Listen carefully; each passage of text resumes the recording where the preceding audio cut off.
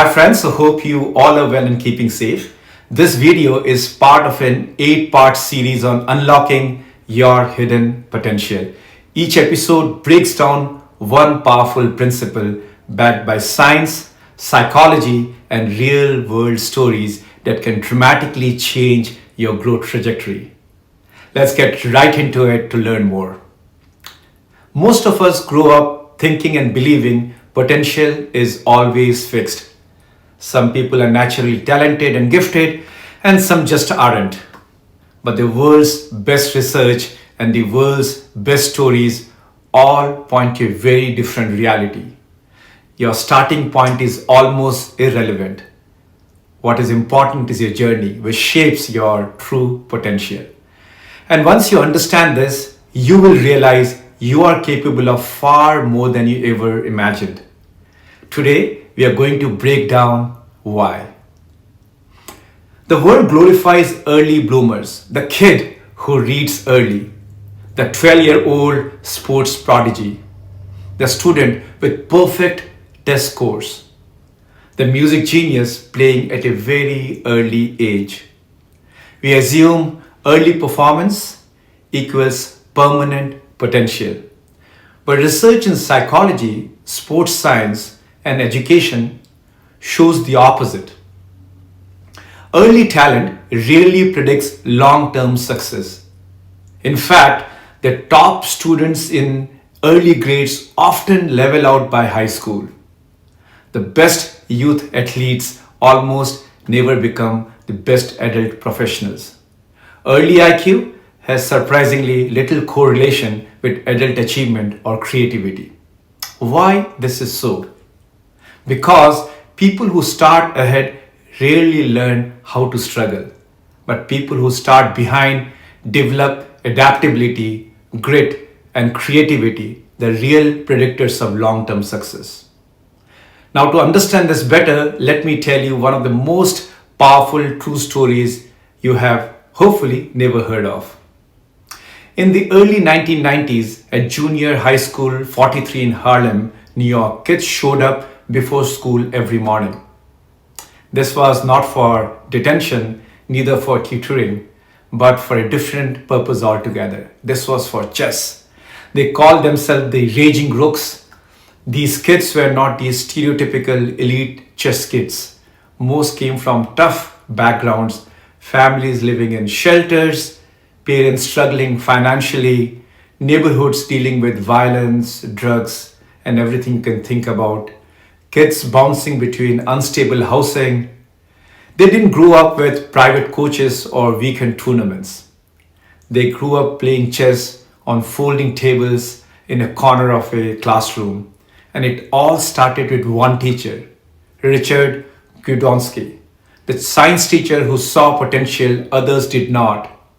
Gudonsky wasn't a grandmaster. He wasn't even a professional chess player.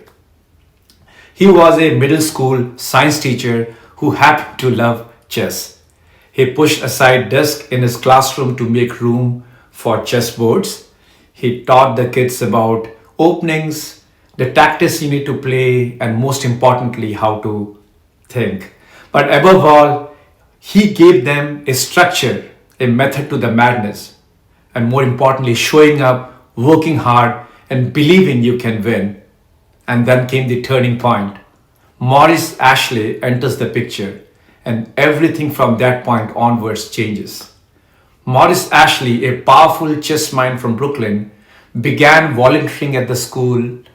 He wasn't famous yet, but he would one day become the first black grandmaster in history. Ashley trained them like serious competitors, analyzing games, teaching advanced strategy, showing them how to stay calm under pressure, helping them build confidence in a world that doubted them, and also finding out ways where you can see the last move first. These boys need someone like him. They gravitated to him like moths to a flame. The partnership was perfect. Gudonsky, daily discipline and fundamentals, Ashley, elite strategy and belief. Together, they transformed the kids into contenders. In 1991, they traveled to Dearborn, Michigan for the US National Junior High Chess Championship. They weren't expected to be in that place in the very first place, much less to win. They were competing against elite private schools like the Delton School, where kids practiced with professional coaches and chess was practically a second language. But round after round, the Harlem kids kept winning. They outthought, outprepared, outfought teams with every advantage. At the end of the tournament, the Raging Rooks tied for first place. They were national champions. The New York Times actually had a headline which read like this: Harlem teenagers checkmate a stereotype. And that's exactly what they did. They proved that brilliance is not born. It's built in classrooms, in communities, in environments where expectations are high and belief is strong. And that brings us to the real truth about potential. Psychologists now say one of the best predictors of future success isn't where you started, or how smart you were early on, or whether you were a prodigy. It's something called distance traveled. Distance traveled is equal to the gap between where you began and how far you have come. Why does this matter so much? Because people who travel far tend to develop few things. Number one, adaptability. They know how to problem solve under pressure. Number two, grit. They keep going when things gets hard. Number three, creativity. They find unconventional solution to the most complicated problem. Number four, humility plus curiosity. They ask for help, learn from feedback, and stay open to growth. These qualities, not early talent, create extraordinary potential. And you see this pattern everywhere. I'll take a few examples. For example, Albert Einstein, he did not speak clearly until the age of 9. Teachers thought something was wrong with him. He became the most influential physicist in history.